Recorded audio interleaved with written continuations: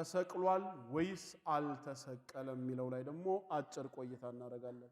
አሁንም እንደለመድነው ለቁጥር 1 እና 2 ቅድሚያ ለቁርአን እንደሰጠነው አሁንም ከጌታችን ከአላህ ቃል እንጀምርና እንናገራለን።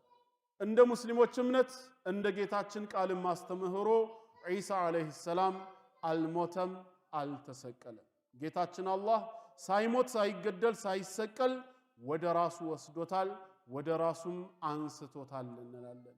ይሄንንም ቁርአን በሱረቱ ኒሳ ምዕራፍ 4 ከ157 እስከ 158 ነግሮናል። 157ኛው ላይ ወቀውሊሂም ኢና ቀተልና አልመሲህ ዒሳ ብነ መርየም ረሱለላህ እኛ የመርየም ልጅ አልመሲህ ዒሳን ገደልን በማለታቸው ምክንያት አይሁዶችን ረገምናቸው። ወማ ቀተሉህ አልገደሉትም፣ ወማ ሰለቡህ አልሰቀሉትም፣ ወላኪን ሹቢሃ ለሁም ግን ለነሱ የተገደለው ሰው በዒሳ ተመሰለባቸው ይላል። ዒሳን አልገደሉትም አልሰቀሉትም። ነገር ግን ሁሉን ቻይ የሆነው ጌታችን አላህ ዒሳን ወደ ራሱ በመውሰድ ከቀንደኛ ጠላቶቹ መካከል አንዱን ዒሳን አስመስሎባቸው ጠላቶቹ መተው ይሄ ነው ዒሳ ብለው ያንን የተመሰለውን ሰው ገደሉት፣ ሰቀሉት እንጂ ዒሳንማ አልገደሉትም። ተነስተልኝ ዘላለም መንግስቱ ነኝ። የቁርአኑ ኢሳ የመጽሐፍ ቅዱስ ኢየሱስ አይደለም የሚለውን መመልከታችንን እንቀጥላለን። ባለፈው በክፍል 6 ሳዲቅ መሐመድ ኢሳን አልገደሉትም አልሰቀሉትም የሚለውን ክፍል መመልከት ጀምረን ነበር። እንቀጥላለን። ይህን የሞቱንና የትንሣኤውን ማስረጃ ዛሬም አንጨርሰውም፣ እንቀጥላለን። ዛሬ የሞተው ኢየሱስ ራሱ መሆኑን ክርስቲያን ካልሆኑ ምስክሮች ከእስላምም ጭምር እንመለከትና ቀጣዩ ክፍል የመጨረሻ ይሆንና በመጽሐፍ ቅዱስ ላይ አተኩራለሁ። ባለፈው መመልከት የጀመርነው በሱረቱ አልኒሳ ምዕራፍ 4 ማለት ነው ቁጥር 157 እና 158 ያለው ጥቅስ የሚለውን ምን እንደሆነ በማየት ነበር። የሚለው ይህንን ነው። እኛ የአላህን መልእክተኛ የመርየምን ልጅ አልመሲህ ኢሳን ገደልን በማለታቸው ረገምናቸው። አልገደሉትም አልሰቀሉትም፣ ግን ለነሱ የተገደለው ሰው በኢሳ ተመሰለ። እነዚያም በእርሱ ነገር የተለያዩት ከእርሱ መገደል በመጠራጠር ውስጥ ናቸው። ጥርጣሬን ከመከተል በስተቀር በእርሱ ነገር ምንም እውቀት የላቸውም። በእርግጥም አልገደሉትም፣ ይልቁንስ አላህ ወደ እርሱ አነሳው፣ አላህም አሸናፊ ጥበበኛ ነው የሚል ነው። ቁርአን ምዕራፍ 4 ሱረቱ አልኒሳ ምዕራፍ 4 ቁጥር 157 እስከ 158። በዚህ ጥቅስ ውስጥ 5 ግጭቶች መኖራቸውን አውስቼ ነበር። አንደኛ፣ አይሁድ መሲህ ኢየሱስን ገደል ነው ብለው አላሉ። ሲጀመርም አይሁድ ኢየሱስን መሲህ ብለው ጠርተውትም አያውቁም። ሁለተኛ፣ እነዚህ እኛ የአላህን መልእክተኛ የመርየምን ልጅ አልመሲህ ኢሳን ገደልን ያሉት ሰዎች አለመግደላቸው እየታወቀ ለምን ተረገሙ? አላህ አያውቅም እንዳልገደሉት ካወቀ ለምን ረገማቸው? ሶስተኛ፣ የመምሰሉ ጉዳይ ነው። ግን ለነሱ የተገደለው ሰው በኢሳ ተመሰለ የሚለው ማለት ነው። የተመሰለው ሰው እሱ ካልሆነ እንዴት እሺ ብሎ ተሰቀለ? ያ የተሰቀለው ሰው ለመከላከል ምንም ሙከራ አላደረገም። የመስቀል ሞት እኮ በፈቃድ የሚሞቱት ሞት አይደለም። የመስቀል ሞት ጭካኔ የሞላበት ሞት ነው። ጭካኔ የሞላበት ሞት ነው። ስለ መስቀል ሞት ጥቂት ልግለጥ። የመስቀል ሞት ማለት የመቀጣጫ ሞት ነው። ቃላት ሊገልጡት የማይችሉት የስቃይ ሞት ነው። ትንፋሽን እንኳ በጣር የሚተነፍሱበት ከመሞት በፊት ያለው ጊዜ ጣረ ሞት ነው። በመስቀል የሚሞት ወንጀለኛ ከመስቀሉ በፊት ይህ ነው የማይባል የጭካኔ ግርፋትና ድብደባ የሚቀበልበት ስቃይ ነው። የሚገረፍበት ጅራፍ እንዲያውም አለንጋ ብቻ አይደለም፣ ጫፎቹ ላይ ሹል ብረትና የአጥንት ስንጣሪዎች ይታሰሩበታል። በግርፋቱ ስጋ እየተቦጨቀ ይነሳል። በጣም ፈጣንና ቀልጣፋ የግድያ መንገዶች አሉ። ተወግቶ መገደል አለ፣ ለአውሬ ተሰጥቶ መገደል አለ፣ በእሳት ተቃጥሎ መሞት አለ። እነዚህ ቀላል ሞቶች ናቸው ከመስቀል ጋር ሲወዳደሩ። መስቀል የማሰቃየት መግደያ መሳሪያ ነው። በመስቀል ላይ የሚሰቀሉ አንዳንዶች አስቀድሞ በሚቀበሉት ድብደባና ግርፋት ለሞት የቀረቡ ሆነው ነው የሚሰቀሉት። እጃቸው ተዘርግቶ ደረታቸው ስለሚወጠር የሳቡትን አየር ለማውጣት ወይም ወደ ውጪ ለመተንፈስ ጭንቅ ነው። ወደ ውጪ ለመተንፈስ በተቸነከረው እግራቸው ረግጠው ከፍ ማለት አለባቸው። ይህ ደግሞ ቀላል አይደለም፣ ችንካር ነው። ብቻ መተንፈስ ስላለባቸው እንደምንም እያመማቸው ከፍ ብለው ወደ ውስጥ ይስቡና ዝቅ ሲሉ ወደ ውጭ ይተነፍሳሉ። ጥቂት ቆይተው መተንፈስ አቅቷቸው እንደታፈነ ሰው ተሰቃይተው ይሞታሉ። ቶሎ መሞት ካለባቸው ጭናቸው እንዲሰበር ይደረጋል። ጭናቸው ከተሰበረ በእግራቸው ረግጠው ቀና ማለት አይችሉምና ጭናቸው ስለተሰበረ፣ አጥንታቸው ስለተሰበረ መተንፈስ ያቅታቸዋል። ቀና ማለት ስለማይችሉ መተንፈስ አቅቷቸው ታፍነው ይሞታሉ። የመስቀል ሞት በጥብቅ የሚሸሹት ወይም ተገዶ የሚሞቱት እንጂ ፈቅዶ የሚሞቱት ሞት አይደለም። ጌታ በተሰቀለበት ዘመን ገዢዎች የነበሩት ሮማውያን ናቸው። ማንም ሮማዊ ዜግነት ያለው ሰው በመስቀል እንዳይቀጣ አዋጅ አላቸው። ማንም ዜጋ የሆነ ሮማዊ፣ የሮም ዜጋ የሆነ ሰው እንዲህ አይነት የጭካኔ የክፋት ሞት መሞት የለበትም። ይህ ተብሎ መብቱ ይጠበቅለታል። ለዚህ ነው ጳውሎስ በትውፊት እንደምናውቀው በሰይፍ አንገቱ ተቆርጦ የሞተው በታሪክም የተጻፈው እና ይህ በጭንቅ ተሰቃይቶ የሚሞቱበት ሞት ነው የመስቀል ሞት። እና ይህ በኢየሱስ የተመሰለውና ኢየሱስን ያልሆነው ሰው ንጹሕ ሰው እርሱ አለመሆኑን ሳይመሰክር፣ ሳይከራከር፣ ሳይንፈራገጥ ፈቅዶ እየተነዳ ወደ መስቀል ሄደ። ፈጽሞ የማይመስል ግምት ነው። በአንጻሩ ደግሞ ማወቅ ያለብን ኢየሱስ ይህንን ሞት የስቃይ ሞት ነው የሞተልን። ሶስተኛው ነጥብ ይህ ነው። አራተኛው ይህ በተሰቀለው ኢየሱስ የተመሰለ የተባለው ሰው ሳይሆን ከተሰቀለና ከመሰለ ወይም ሌሎች እንዲመስል ከተደረገ ለሌሎች እንዲመስል ከተደረገ ሌሎቹ እንዲመስላቸው ከተደረገ ይህ ትልቅ የሆነ ማሳት ወይም ሌሎችን ምንም የማያውቁ ሰዎችን ማሳሳት አይደለም ነው። ይህን የመሰለውን ሰው እንዲመስል ያደረገው አሳች ነው ወይስ አይደለም ነው። አምስተኛው እና የመጨረሻው ነጥብ የተመሰለው እሺ ሞተ። ያው የተመሰለው ሰው ነው የሞተው። ከሞት የተነሳውስ? ከሞት የተነሳው ያው የተመሰለው ነው ከሞት የተነሳው ሊባል ነው ወይስ ከሞት የተነሳው ማን ነው ሊባል ነው? ኢስላም ሲጀመርም ኢየሱስ አልሞተምና ኢሳ መነሳት ብሎ ነገር የለም ነው የሚለው። ግን ትንሣኤውን አረጋጋጭ ማስረጃዎች በቀላሉ የሚወረወሩ አይደሉም። ትልቁ አረጋጋጭ ደግሞ ከትንሣኤው በኋላ ያዩት ኢየሱስ ምትሃት ሳይሆን እውነት መሆኑን ስላወቁ ደቀ መዛሙርቱ አንድያ ነፍሳቸውን እንኳ ሳይሳሱ የሰጡ መሆናቸው ነው። ማነው ለተፈጠረ ተረት እውነት ላልሆነ ነገር ውሸት መሆኑን ነፍስያው ለምታውቀው ነገር ነፍሱን የሚሰጥ ማን ነው? ተታሎ ሰጠ ማለት ይቻላል? እሺ ያታለለውስ ማን ነው? ያስ ሌሎቹን አታሎ ያስሞተ ሰው እንዴት ሆኖ ሞተ? ራሱ ሌሎቹን አታሎ እንዲሞቱ አድርጎ እሱ ራሱስ? ሐዋርያቱ በሙሉ በእንደዛ አይነት የመስዋዕትነት ሞት እንደሞቱ እናውቃለን። እነዚህ አምስቱ ግጭቶች የዚያ አልገደሉትም አልሰቀሉትም፣ ለነሱ የተገደለው ሰው በኢሳ ተመሰለ የሚለው ጥቅስ ግጭቶች ናቸው። እነዚህ ግጭቶች ጥቂት ሀሳቦች ጨመርኩባቸው እንጂ ባለፈው በክፍል 6 ያየናቸው ነጥቦች ናቸው።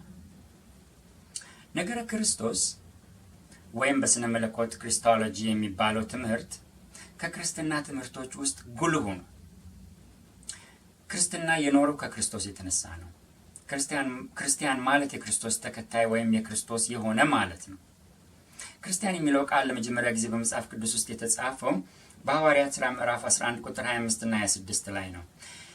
በርናባስም ሳውልን ሊፈልግ ወደ ጠርሴስ መጣ። ባገኘውም ጊዜ ወደ አንጾኪያ መጣው። በቤተ ክርስቲያንም 1 ዓመት ሙሉ ተሰበሰቡ። ብዙ ሕዝብንም አስተማሩ። ደቀ መዛሙርትም መጀመሪያ በአንጾኪያ ክርስቲያን ተባሉ ይላል። መጀመሪያ በአንጾኪያ ክርስቲያን ተባሉ የተባሉት የጌታ ደቀ መዛሙርት ናቸው። ደቀ መዝሙር ደግሞ ተከታይ ተማሪ ማለት ነው። ክርስቲያን ማለት የጌታ ደቀ መዝሙር የሆነ ተከታይ ተማሪ ማለት ነው። ክርስቲያን ከክርስትና፣ ክርስትናም ከክርስቶስ ተለይቶ መታየት አይችሉም። ክርስቶስን በተመለከተ መጽሐፍ ቅዱስ የሚያስተምራቸው 3 አበይት ትምህርቶች አሉ። እነዚህም ጌትነቱ፣ ሞቱ እና ትንሣኤው ናቸው። ስጋዌው ወይም ስጋ መልበሱ ትልቅ ነጥብ ነው፣ ግን ስጋዌው በሞቱ ውስጥ የሚጠቀለል ነው። የሞተው ስጋ ስለሆነ ወይም በስጋ ስለመጣ ነው እና 3ቱ ግዙፋን ትምህርቶች ጌትነት፣ ሞት እና ትንሣኤ ናቸው። ሮሜ ምዕራፍ 10 ቁጥር 9 እነዚህን 3 ሐሳቦች በአንድ ጥቅስ በአንድ ነጠፍሮ ይዟል። እንደዚህ ይላል፣ ኢየሱስ ጌታ እንደሆነ በአፍህ ብትመሰክር እግዚአብሔርም ከሙታን እንዳስነሳው በልብህ ብታምን ትድናለህና። ኢየሱስ ጌታ እንደሆነ በአፍህ ብትመሰክር፣ ምን እንደሆነ? ጌታ። ጌታ ሲል መለኮትነቱን ማወጁ ነው። እግዚአብሔርም ከሙታን እንዳስነሳው፣ ከምን? ከሙታን ሞቷል ማለት ነው። ሁለተኛው ነጥብ እግዚአብሔርም ከሙታን እንዳስነሳው፣ ምን እንዳደረገው? እንዳስነሳው። ከምን? ከሙታን። ከሞት ተነስቷል ማለት ነው። ከሙታን ተነስቷል ማለት ነው። 3ቱ ነጥቦች ጌታ ነው፣ ሞቷል፣ ተነስቷል። ኢየሱስ ጌታ እንደሆነ በአፍህ ብትመሰክር እግዚአብሔርም ከሙታን እንዳስነሳው በልብህ ብታምን ትድናለህና። በልብህ ብታምን ትድናለህና። አንድ ሰው ለመዳን ድነትን ለማግኘት በልቡ እነዚህን 3 ነገሮች ማመን አለበት። ጌትነቱን፣ ሞቱን፣ ትንሣኤውን። በሚገርም ሁኔታ እነዚህ 3ቱም ትልልቅ የክርስቶስን ማንነት የሚገልጡ ግዙፋን ትምህርቶች 3ቱም ነጥቦች በቁርአን የማይገኙ ብቻ ሳይሆኑ ቁርአን አጥብቆ የሚቃወማቸው ትምህርቶች ናቸው። በቁርአን ኢየሱስ ጌታ አይደለም ወይም አምላክ አይደለም። በቁርአን ኢየሱስ አልተሰቀለም ወይም አልሞተም፣ ከሙታንም አልተነሳም። ስለዚህ ምክንያት ብቻ የቁርአኑ ኢሳ የወንጌሉ ኢየሱስ ፈጽሞ አይደለም ማለት እንችላለን። የቁርአኑ ኢሳ በፈንታው ሌላ እሱን መስሎ የተሰቀለለት እና እርሱ ሳይሞት ወደ ሰማይ የተወሰደው ነው። የመጽሐፍ ቅዱሱ ኢየሱስ ደግሞ የሞተው የተቀበረው እና ከሙታን የተነሳው ነው። ጳውሎስ እንዲህ አለ፣ እኔ ደግሞ የተቀበልኩትን ከሁሉ በፊት አሳልፌ የሰጠኋችሁ እንዲህ ብዬ፣ መጽሐፍ እንደሚል ክርስቶስ ስለ ኃጢአታችን ሞተ ተቀበረም፣ መጽሐፍም እንደሚል በ3ኛው ቀን ተነሳ። 1 ቆሮንቶስ ምዕራፍ 15 ቁጥር 3 እና 4። ይህ ጳውሎስ መጽሐፍ እንደሚል ብሎ የጻፈው ቃል በመጀመሪያው ቤተ ክርስቲያን ጊዜ የነበረ የእምነት መግለጫ ነው ብሎ የመጽሐፍ ቅዱስ ሊቃውንት ይስማማሉ። መጽሐፍ እንደሚል የተባለው በወንጌል ወይም በወንጌላት የተጻፈው የሞቱና የትንሣኤው ምንነት ነው። ይህ የሚያሳየው ጌታ ሞቶ ከተነሳ በኋላ ወዲያው ብዙም ሳይቆይ ይህ እውነት በጳውሎስ ዘመን የእምነት መግለጫ ሆኖ ይጠቀስ ነበር ማለት ነው። ሞቱን እውን ያደረገው፣ የጌታን ሞት እውን ያደረገው ደግሞ ትንሣኤው እውን መሆኑ ነው። ሳዲቅ መሐመድ እንዳለው ቁርአንም እንደሚለው አልሰቀሉትም፣ አልገደሉትም፣ ተወሰደ እንጂ የሚለው መሰለ እንጂ የሚለው ሐሰት መሆኑን የምናውቀው ትንሣኤው የሐዋርያቱን ሕይወት ፈጽሞ የገለበጠው ክስተት፣ የገለበጠው ጉዳይ በመሆኑ ኢየሱስ ከተወሰደ በአካል ሊታይ አይችልም። ያ የተሰቀለውን በሌላ እንዲመሰል ያደረገው ሌላ የተነሳ ሰውን አስመስሎ ካላቀረበ በቀር፣ ግን የተነሳው ደግሞ ራሱ ኢየሱስ መሆኑን በተለያዩ ማስረጃዎች ሲያረጋግጥ 40 ቀን ቆይቷል። የሐዋርያት ሥራ 1:3 እንደዚህ ይላል፣ ደግሞ 40 ቀን እየታያቸው ስለ እግዚአብሔር መንግሥት ነገር እየነገራቸው በብዙ ማስረጃ ከሕማማቱ በኋላ ሕያው ሆኖ ለእነርሱ ራሱን አሳያቸው ይላል። በምን? በብዙ ማስረጃ። በብዙ ማስረጃ። ይሄ ማስረጃ የሚለው ቃል በተጻፈበት ቃል ቴክሜሪዮን የሚለው ቃል ይህ የሕግ ወይም የፍርድ ቤት ቃል ነው። በብዙ እርግጠኛ የሚያደርግ ማረጋገጫ፣ ማስረጃ፣ ማስረገጫ ከሕማማቱ ማለትም ከስቃዩ፣ ከሞቱ፣ ከስቅለቱ በኋላ እየታያቸው ራሱን አሳያቸው። ይህ ማረጋገጫ፣ ማስረጃ የሚል ቃል ነው። የሕግ ቃል፣ የፍርድ ቤት ቃል። ሞቱን የሚያረጋግጠው ትንሣኤው ነው። ትንሣኤው የሞቱ አረጋጋጭ ነው።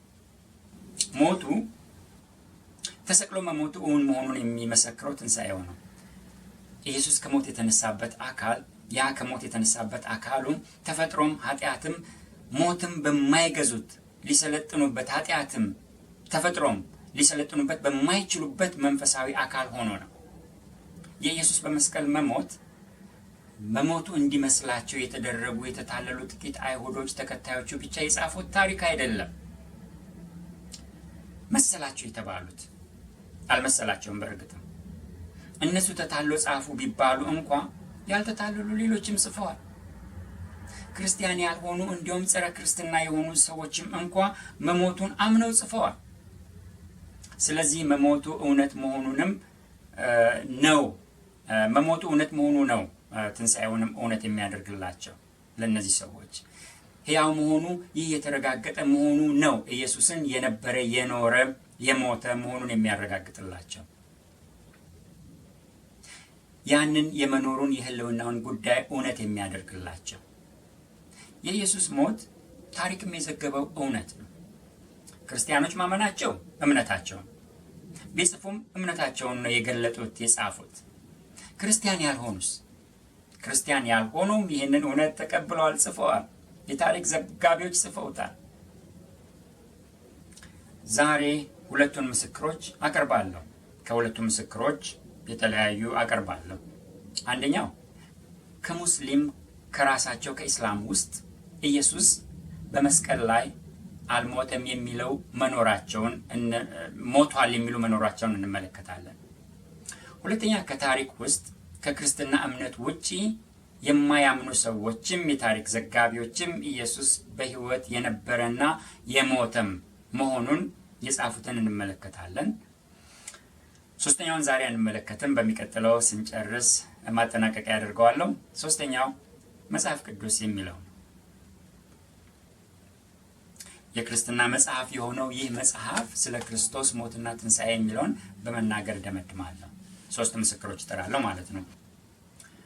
አንደኛ ከሙስሊም ምስክሮችም የኢየሱስን በመስቀል መሞት የሚቀበሉትን መጥቀስ ይቻላል። የኢየሱስን በመስቀል ላይ መሞት ቁርአን አልተሰቀለም አልሞተም ነው የሚለው፣ ግን መሞቱን የሚቀበሉትን መጥቀስ እንችላለን። ኢስላም አልተሰቀለም አልተገደለም የሚሉ እንዳሉ ሁሉ ተሰቅሏል ግን አልሞተም የሚሉም አሉ። ባለፈው የጠቀስኳቸው በኢስላም ውስጥ ቁጥራቸው ብዙ ባይሆንም ተሰቅሏል ግን አልሞተም የሚሉ አህመድያዎች አሉ።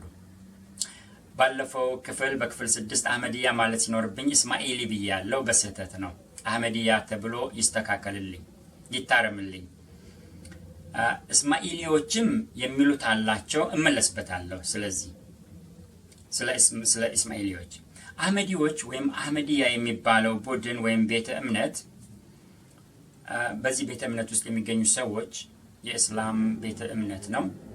ኢየሱስ ተሰቅሏል ግን አልሞተም፣ ሩሁን ስቶ ሳይሞት ተቀብሮ ከዚያ አገግሞ ተነስቶ ወደ ምስራቅ ወደ ህንድ አገር ሄዶ በካሽሚር አገር ኖሮ አርጅቶ ሞተ። መቃብሩም ስሪንጋር ውስጥ ሮዛባል መካነ መቃብር ማለት ነው። ሮዛባል እዚያ ሮዛባል ይገኛል የሚሉ ናቸው። እዚያ ሞቷል ብቻ አይደለም ዳግም መጥቷልም ይላሉ። ዳግም ምጽአቱም ተፈጽሟል ይሉናል። እነዚህ ሚርዛ ጉላም አህመድ የተባለው የአህመድያ ሃይማኖት ጀማሪ ዳግም የመጣው ኢየሱስ ነው ይሉናል አህመዲዎች። እነዚህ አህመዲዎች ናቸው። እስማኤሊዎች ደግሞ ስለሞቱ የሚሉት አላቸው። እስማኤሊዎች ሺኢዎች ወይም የሺአ ኢስላም ተከታዮች ናቸው። ከነዚህ ውስጥ አቡ ሀቲም አልራዚ የተባለው የእስማኤሊ ፈላስፋ በማቴዎስ ምዕራፍ 10 ቁጥር 28 የተጻፈውን የወንጌል ቃል በመውሰድ እንደዚህ የሚለውን ስጋንም የሚገድሉትን ነፍስን ግን መግደል የማይቻላቸውን አትፍሩ፣ ይልቅስ ነፍስንም ስጋንም በገሃነም ሊያጠፋ የሚቻለውን ፍሩ የሚለውን በመውሰድ የኢየሱስን ስጋውን ነው የሰቀሉት እንጂ ነፍሱን አይደለም ይላል። ይህንን የአልራዚን ሐሳብ ካሊል አንዳኒ የተባለ እስማኤሊ ሰው በጽሑፍ ውስጥ ሲያብራራ እንዲህ ይላል። ትርጉሙ የራሴ ነው። አንደኛው ነጥብ ስቅለትን በተመለከተ የእስማኤሊ አቋም ሲጠቀለል እንዲህ ነው ካለ በኋላ በታሪክ ውስጥ ኢየሱስ ተሰቅሏል፣ ሞቷል፣ በፈንታው የሞተ ልዋጭ የለም ይላል። ሁለተኛው ነጥብ ይህ ለነሱ ተመሰለ ወይም ሹቢሃ ለሁም የሚለው የኢየሱስ አካሉ ወይም ሰብአዊ ባህሪው ነው፣ ናሱት የሚባለው ነው ይላል። ሶስተኛው ነጥብ የሰማያዊው ባህሪ መገለጫ የሆነችው የክርስቶስ ነፍስ ሰማያዊቱ ባህሪ ወይም ላሁት ልትገደል አትችልም፣ አትገደልም። ቁርአን አልገደሉትም አልሰቀሉትም የሚለው ያንን ነው ይላል። ሰብአዊ ባህሪውን ናሱት ይለዋል፣ ሰማያዊ ባህሪውን ላሁት ይለዋል። ናሱትና ላሁት። አራተኛውና የመጨረሻው ነጥብ እንዲህ ከሆነ መጽሐፍ ቅዱስና ቁርአን ስቅለቱን በተመለከተ አይጋጩም ይላል። የጻፈበት ምንጭ የፈላስፋው ሐሳብ ሆኖ ግን ከሌላ አንዳኒ የጻፈው The Crucifixion in Shia Ismaili Islam በሚለው ጽሑፉ ገጽ 10 ላይ ነው የጻፈው። ይህ የብዙዎቹ ሺኢ እስማኤሊዎች እምነት ነው። የአልራዚ ብቻ ሳይሆን ከ10ኛውና ከ11ኛው መቶ ክፍለ ዘመን ጀምሮ በኖሩ በታሪካቸው ውስጥ የጎሉ ኢማሞቻቸው ኢማም አልሰዲቅ፣ ኢክዋን አልሳፋ፣ አልሲጅስታኒ፣ ጃፋር ኢብን ማንሱር፣ ሌሎችም በርካታ ሰዎች ኢማሞች ትምህርት ነው ይህ ትምህርት። ከዘመናችን ሺኢዎች ሬዛ አስላን የተባለ ኢራናዊ አሜሪካዊ ምሁርና ዜሎት የተባለውን መጽሐፍ የጻፈ ሙስሊም ጸሐፊ ይገኝበታል። ይህ ዜሎት የተባለው መጽሐፍ ሬዛ አስላን የጻፈው መጽሐፍ ኢየሱስ ቀናተኞቹ ቀነናውያን ከሚባሉት የሮምን መንግስት በመገርሰስ የእግዚአብሔርን መንግስት ለማቆም ይጥሩ የነበሩ በፍጻሜ ዘመን የሚያምኑ ፖለቲከኞች አንዱ መሆኑን ይተርካል። ኢየሱስ መጽሐፉ የታተመው በ2012 ነው። የመጽሐፉን መታተም ተከትሎ በዚያው ዓመት በተደረገለት ቃለ ምልልስ ነበርና በዚያ ቃለ ምልልስ ላይ አስላን ኢየሱስ እንደተሰቀለና እንደሞተ እንደሚያምን ተናግሯል። እነዚህ ከእስላምም ኢየሱስ ሞቷል የሚሉ አልሞተም አልተሰቀለውን የሚለውን የማይቀበሉ እንዳሉ ያሳያል። አህመዲዎች፣ እስማኤሊዎች እና ከሺኢ እስላሞች እንደ ሬዛ አስላን ያሉ አንዳንድ። ስለዚህ ከእስላምም ከሙስሊሞችም ኢየሱስ ተሰቅሏል የሚሉ መኖራቸውን እግረ መንገዳችንንም ቢሆን ማወቅ አለብን። አይተን እንለፍ። ይሄ አንደኛው ምስክር ነው። 3 ምስክሮች ነው የምጠራው ብያለሁ። አንደኛው ምስክር ራሳቸው ሙስሊሞቹ ናቸው፣ ተሰቅሏል፣ ሞቷል የሚሉ። ሁለተኛ መሰቀልና መገደሉን የሚጠቅሱ ሌሎች የታሪክ ዘጋቢዎች አሉ። ሶስተኛው ምስክር የምጠራው መጽሐፍ ቅዱስ ራሱ ነው። ያንን በሚቀጥለው ጠራዋለሁ። ሁለተኛውን ነጥብ ተመልክተን እንጨርሳለን። ሁለተኛው ነጥብ ከታሪክም ከዓለማውያን ክርስቲያን ያልሆኑ ታሪክ ጸሐፍትም ይህን የመሰከሩ ብዙ አሉ። በጣም ብዙ ታሪካዊ ምስክሮች ሲባል ለታሪኩ በጣም የቀረቡት ይበልጥ ተአማኒዎች መሆናቸውን እያወቅን መሆን አለበት። በጣም ከራቁ በጣም ታማኞች አይደሉም። ከአይሁዳውያንና ከሮማውያንና ከግሪካውያን ታሪክ ጸሐፍት ስለ ኢየሱስ መኖር እና በጴንጤናዊ ጲላጦስ ዘመን በመስቀል ተሰቅሎ መሞቱን የጻፉ ብዙ ጸሐፊዎች ናቸው። ጥቂት እንመልከት። 1 ፑብሊዮስ ቆርኔሊዮስ ታሲቶስ ወይም ታሲተስ። ይህ የታሲተስ መጽሐፍ የተጻፈው በ116 ዓመተ ምህረት ነው። የኖረው ከ55 እስከ 120 ዓመተ ምህረት ድረስ ነው። ከመሞቱ 4-5 ዓመት ቀደም ብሎ የጻፈው መጽሐፍ ነው ማለት ነው። ይህኛው መጽሐፍ 2 ትልልቅ መጽሐፎችን ጽፏል። ከነዚህ ከሁለቱ መካከል አናልስ የሚባለው አንዱ ነው። ይህ ሰው ክርስቲያን አይደለም፣ ግን በመልካምነቱና በታማኝነቱ የታወቀ የተመሰገነ ሰው ነው። ታሲተስ ታሪክ ጸሐፊ ብቻ ሳይሆን ባለስልጣንም ነበር። ስለ ክርስቲያኖች ያወቀው፣ ስለ ክርስቶስም ያወቀው ባለስልጣን በመሆኑ መንግስታዊ ሰነዶችን የመመርመር እድል ስላለው ሳይሆን አይቀርም። ስለ ክርስቲያኖች፣ ስለ ስያሜያቸው፣ ስለ ጅማሬያቸው ከይሁዳ እስከ ሮም ስለ መድረሳቸው በስፋት ጽፏል። በዚህኛው ውስጥ ስለ ክርስቶስ ሲጽፍ በክርስቶስ በጴንጤናዊ ጲላጦስ ተፈርዶበት መሞቱንም ጽፏል። ታሲተስ በዚህ አናልስ በተባለው መጽሐፉ በ15ኛው ቅጽ 44ኛው ምዕራፍ በግልጽ ስለ ክርስቶስ ሞት ጽፏል። ቅጽ 15 44 ስለ ሮም መቃጠልና የሮምን ቃጠሎ በክርስቲያኖች ላይ ለመለጠፍ ኔሮ ያደረገውን ነገር ነው የሚናገረው። ግን በክፍሉ ስለ ክርስቲያኖች ሲናገር እንዲህ ይላል። በመጨረሻም ክሱን ለማስወገድ ሲል ኔሮ ወንጀሉን ሕዝቡ ስለሚጠየፋቸውና በጥላቻ ክርስቲያን ብሎ በሚጠራቸው ሰዎች ላይ ጭኖ እጅግ የከፋ ቅጣት ቀጣቸው። እነዚህ ስማቸውን ያገኙበት ክርስቶስ የተባለው በጢባሪዎስ ዘመነ መንግስት ከገዢዎቻችን መካከል አንዱ በሆነው በጴንጤናዊው ጲላጦስ እጅ እጅግ የከፋውን ቅጣት የተቀበለው ነው። ይህ አምልኮ ከተቀጨ በኋላ እንደገና የክፋት ምንጭ በሆነችው በይሁዳ ተጫረና አስቀያሚና አሳፋሪ ነገሮች ከዓለም ሁሉ መጥተው ታዋቂ በሚሆኑበት በሮምም ጭምር ናኘ ይላል። ትርጉም የራሴ ነው። በዚህ ጽሑፍ ስለ ክርስቶስ ሲናገር እነዚህ ስማቸውን ያገኙበት ክርስቶስ የተባለው በጢባሪዎስ ዘመነ መንግስት ከገዢዎቻችን መካከል አንዱ በሆነው በጴንጤናዊ ጲላጦስ እጅ እጅግ የከፋውን ቅጣት የተቀበለው ነው ብሏል። ክርስቶስ እጅግ የከፋውን ቅጣት ያለው የመስቀል ቅጣትን ነው። ታሲተስ ስለ ክርስቶስ ይህን ለመናገር ያስገደደው ነገር የለም። ታሪክን ነው የጻፈው። ታሪክን የጻፈው ደግሞ እንደ ታሪክ ዘጋቢ እንጂ እንደ ክርስቲያን ሆኖ አይደለም። የከፋው ቅጣት የተባለው የመስቀል ቅጣት ምን ያህል የከፋ ሞት መሆኑን ቀደም ሲል ላሳይ ሞክሬያለሁ። ሮማውያን የሚቀጡት ከፍተኛው ሮማውያን ወንጀለኞችን የሚቀጡበት ከፍተኛው የስቃይ ቅጣት ነው መስቀል።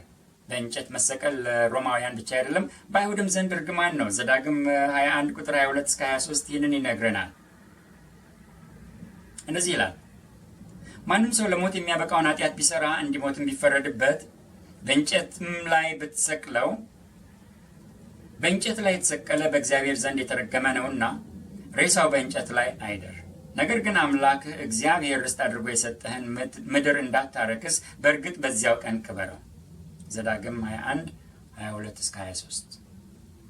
በእንጨት ላይ የሚሰቅሉት የከፋ ኃጢአተኛ ስለሆነና ምድሪቱ እንዳትረክስ በኃጢአቱ ምድሪቱን እንዳያረክስ ነው በእንጨት ላይ ከፍ አድርገው ከመሬት ከፍ አድርገው የሚሰቅሉት። ይህንን ነገር በአዲስ ኪዳንም እናገኛለን። ዘዳግምን ጠቅሶ ገላትያ ምዕራፍ 3 10 እስከ 13 ጳውሎስ እንዲህ ብሏል። ይህንን የዘዳግምን ሐሳብ ወስዶ ከዚህኛው ጋር አቆራኝቶ ከሕግ ሥራ የሆኑት ሁሉ በእርግማን በታች ናቸውና በሕግ መጽሐፍ በተጻፉት ሁሉ ጸንቶ የማይኖር የማያደርግም ሁሉ የተረገመ ነው ተብሎ ተጽፏልና ጻድቅ በእምነት ይኖራል ተብሏልና ማንም በእግዚአብሔር ፊት በሕግ እንዳይጸድቅ ግልጥ ነው። ሕግም ከእምነት አይደለም፣ ነገር ግን የሚያደርገው ይኖርበታል ተብሏል። በእንጨት የሚሰቀል ሁሉ የተረገመ ነው ተብሎ ተጽፏልና ክርስቶስ ስለኛ እርግማን ሆኖ ከሕግ እርግማን ዋጀን። በመስቀል ላይ ክርስቶስ የሞተው እኛን ሊዋጀን ነው። ከሕግ እርግማን ስለኛ እርግማን ሆኖ። እነዚህ እንደ ታሲተስ ያሉ ምስክሮች የአይሁድን ሕግ ያጠኑ ሊቃውንት ወይም የኢየሱስ ደቀ መዛሙርትና ተከታዮች አይደሉም። የፍርዱ አካሄድ የኢየሱስ የፍርድ አካሄድ የችሎቱ ሂደት በሮምን መንግስት የተመረመረበት ዝርዝር ተጽፏል። በሮማዊ ሕግ 3 ጊዜ በጲላጦስ፣ በሄሮድስ፣ እንደገና በጲላጦስ፣ በአይሁድ ሸንጎ 3 ጊዜ በሐናና በቀያፋ የክሱ ፋይል የሮም መንግስትም ቸል የሚለው ጉዳይ አይደለም። ይሄ ክስ በኢየሱስ ላይ የቀረበው ክስ ምክንያቱም ኢየሱስ የአይሁድ ንጉስ ተብሎ ነው የተከሰሰው እና የሮም መንግስት እንዲህ በቀላሉ የሚያልፈው ነገር አይደለም። ይህ ትልቅ ፖለቲካዊ ጉዳይ ነው። ፍርዱ ፍትህ የጎደለው ቢሆንም ሂደቱ የፍርድ ሂደት ነበር።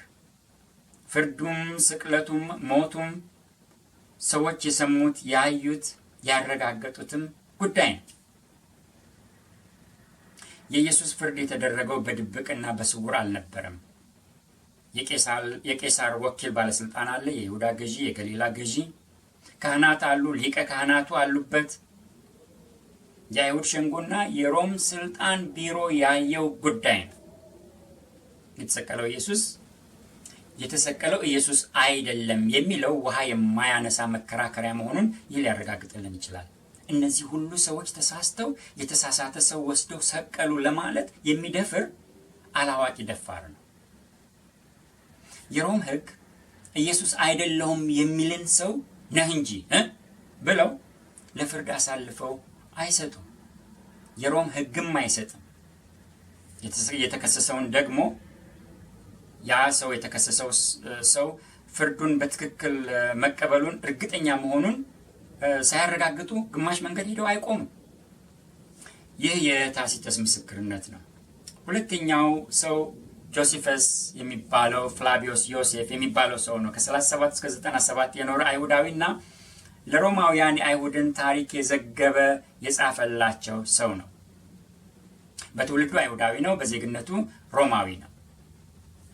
የአይሁድ ጥንተ ታሪክ የሚባል አንቲኩዊቲስ ኦፍ ዘ ጁስ የተባለ ትልቅ መጽሐፍ ጽፏል። ሌሎች መጽሐፎች አሉት። በዚህኛው መጽሐፍ አንቲኩዊቲስ ኦፍ ዘ ጁስ በሚለው ስራው 18ኛው መጽሐፍ 3ኛ ምዕራፍ እና 3ኛ አንቀጽ ላይ እንዲህ ብሎ ጽፏል። አሁንም ከእንግሊዝኛውን ነው ያነበብኩትና እንግሊዝኛውን አልፌ ትርጉሙን ላንብብ። እነሆ በዚህ ዘመን ኢየሱስ የተባለ ጠቢብ ሰው ነበረ፣ ሰው መባሉ ሕጋዊ ከሆነ። ምክንያቱም እርሱ ተአምራትን አድራጊና እውነትን የሚወድ ሁሉ በደስታ የሚሰሙት ነበረ። ከአይሁድም ከአሕዛብም ብዙዎችን ወደ ራሱ ስቦ ነበር። እርሱ ክርስቶስ ነበረ። ከእኛ መካከል አለቆቻችን ባቀረቡለት ሐሳብ ተስማምቶ ጲላጦስ እንዲሰቀል በፈረደበት ጊዜ ከቀድሞ የወደዱት አልከዱትም ነበር። ከዚያም የእግዚአብሔር ነቢያት ይህንና ሌሎችንም እልፍ ድንቅ ነገሮች እንደተናገሩለት በሦስተኛው ቀን ከሙታን ተነስቶ ታያቸው። በእርሱ ስም የተሰየሙትና ክርስቲያን የተባሉት ሕዝቦች እስከ ዛሬ ድረስም አልጠፉም ይላል። ትርጉም የራሴ ነው። ዮሴፍ ወይም ጆሴፈስ የጻፈው ይህ ሥራ እንዲያውም በኋላ ክርስቲያኖች በጽሑፍ ውስጥ የሳጉት ሥራ ነው ተብሎ በአንዳንድ ሊቃውንት ተነቅፏል። ግን ከግምት በቀር ለነቀፌታው ማስረጃ ሊያቀርቡ አልቻሉም። ዮሴፍ እንደ አይሁዳዊ ይህን ታሪክ ከታሪክ አንጻር ሊያቀርብ እንደ ጣረ ይታያል። ደግሞም በመጀመሪያዎቹ ክርስቲያኖች የሕይወት ዘመን ነው የኖረውና ክርስትናን እና ስለ ክርስቶስ ከሚያውቁት ሰዎች የቀዳው የሰማው መሆን አለበት። ሶስተኛ ሰው ማራ ወልደ ሰራጵዮን ማራ ባር ሰራጵዮን የተባለው እስረኛ ሰው ለልጁ በጻፈው ደብዳቤ የደብዳቤው ዘመን በትክክል አይታወቅም፣ ግን ከ73 እስከ 200ዎቹ መጨረሻ ድረስ መሆኑ ይገመታል። በዚያ ደብዳቤ አይሁድ ጠቢብ ንጉሳቸውን ስለመግደላቸው ጽፏል። አይሁድ ጠቢብ የሆነ አዋቂ የሆነ ንጉሳቸውን ገለዋል ብሎ በደብዳቤ ውስጥ ጽፏል። አራተኛ ታለስ ሌላው ሮማዊ ጸሐፊ በ52 ዓመተ ምህረት አካባቢ የጻፈውን በመጥቀስ ይሄ ሰው የጻፈውን በመጥቀስ ዩሊዮስ አፍራቂያኖስ ጁሊየስ አፍሪካነስ የተባለ ሌላ ጸሐፊ ይህንን ሰው ጠቅሶ ጽፎታል። ታለስን ጠቅሶ ማለት ነው። አፍራቂያኖስ ታለስን ጠቅሶ የጻፈው በ221 ዓመተ ምህረት ነው። ኢየሱስ በሞተ ጊዜ ስለሆነው ጨለማ ታለስ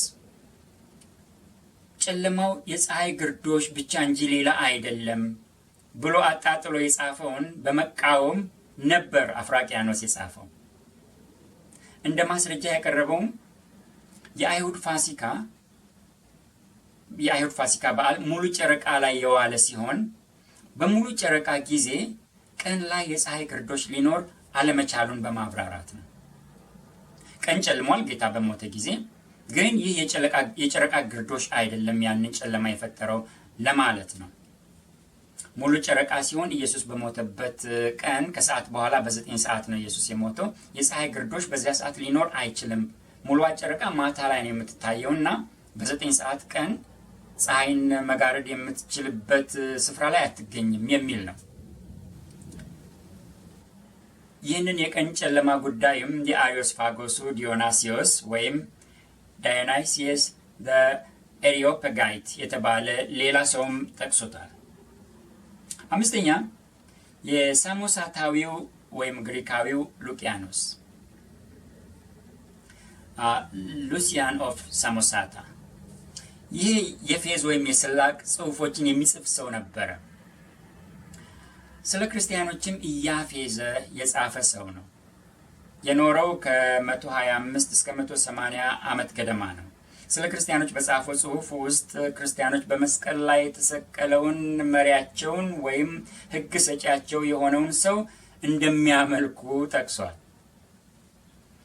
ሉቂያኖስ የኖረው ከክርስቶስ ሞትና ትንሣኤ በኋላ ከ100 ዓመታት በኋላ ሲሆን ይህ የክርስቶስ ሞት ለግሪካውያን ዓለማውያን ተረት ሳይሆን ታሪክ ነው።